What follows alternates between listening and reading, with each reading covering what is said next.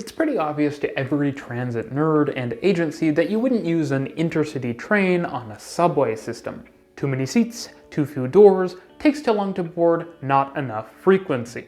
But what's painful is that what's obvious for trains is often ignored for buses, those rubber-tired workhorses of the transit world. But it need not be this way. In today's video, we're going to talk about buses, the various types, and where they make sense. So let's dive in.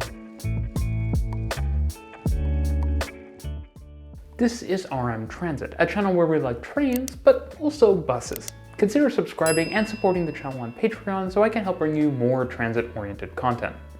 Service is one of the first things that the transit connoisseur learns about. It's not good enough to have buses, they need to be frequent. Even if that still isn't entirely clear to a lot of planners and politicians. But as I talked about in my It's Served video, transit service isn't just about the frequency of service, but where it goes and how quickly it gets there.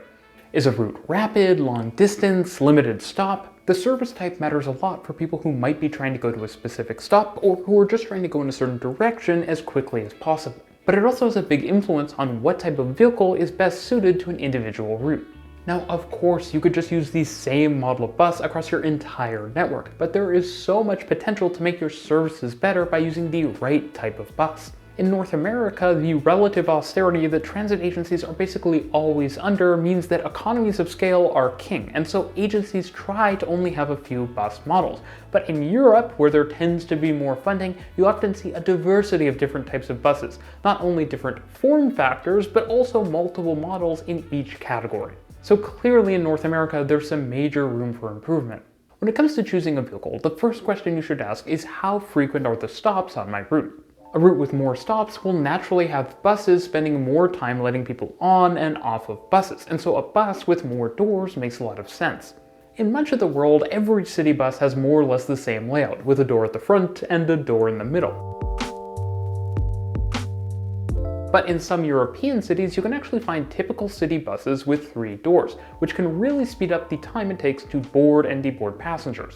And as a byproduct of this, routes with more stops can run faster with buses that have more doors. You don't always need loads of doors though. For routes with limited stops or that operate on highways where you want more seats and more comfort, spending a little more time to board and deboard passengers is a reasonable trade-off.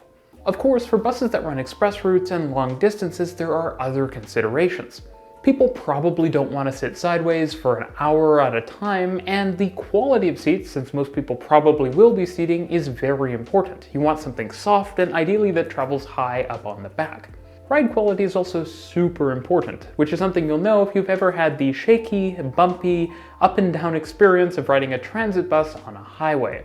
But what if you want to increase capacity? That's where we get into articulated buses and double-decker buses, which are pretty awesome if you want the driver's eye view from the second floor.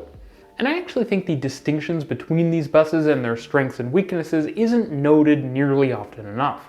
Double-deckers add capacity by going up, and they typically have a coach-like upper floor layout with more of a city bus style lower floor layout. That lets people going long distances go upstairs and settle in, while people just hopping on and off can stay on the lower level. Double-deckers are obviously very popular in places like London and the UK as a whole, as well as super dense places like Hong Kong, where every coveted inch of road space matters. But double-deckers have a problem. While they increase capacity, they rarely have more doors than a typical city bus. Although I will note that London's new route masters do have 3. This means you often spend a lot of time waiting at each stop as people make their way up and down the stairs to get on and off. And that makes tight stop spacings with double-decker buses kind of a nightmare.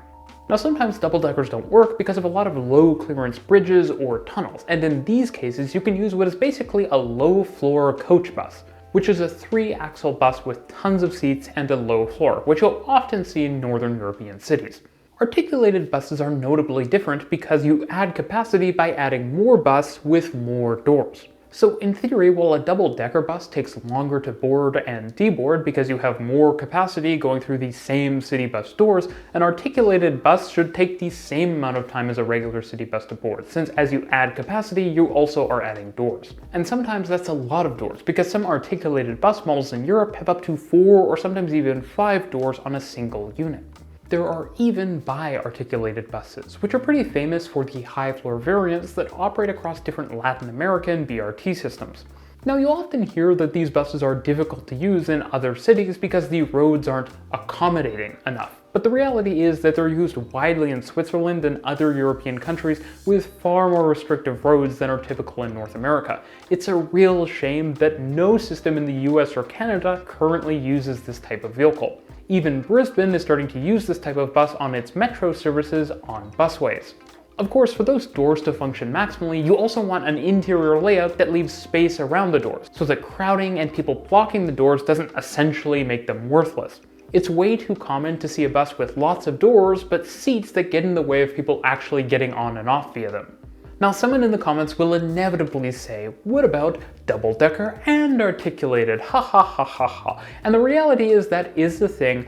Go look up the Neoplan Jumbo Cruiser. It did not go well. Now, I've made it pretty clear that articulated buses with more doors make sense for frequent stop routes, and double-decker buses make a lot of sense for express routes, but the reality is more complicated. And the reason why is what I'll call the loading pattern, which is really important. Basically, some bus routes tend to have demand patterns where people hop on at frequent stops but then ride all the way to the end of the route. Think of feeder bus to a train station.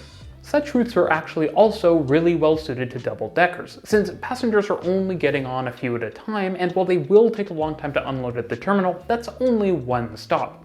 By comparison, buses with more doors make a lot of sense on a route with a lot of turnover, where people are constantly getting on and off the buses. For example, if there are a lot of connections to other routes.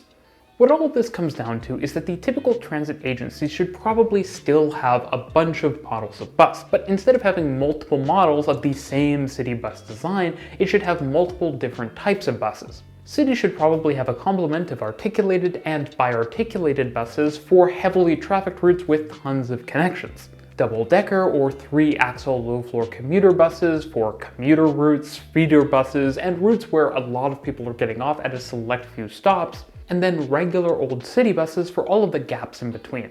Having the right vehicle for your service not only creates a better passenger experience, but it also lets your services run better and lets you run more services. And more transit is kind of the name of the game.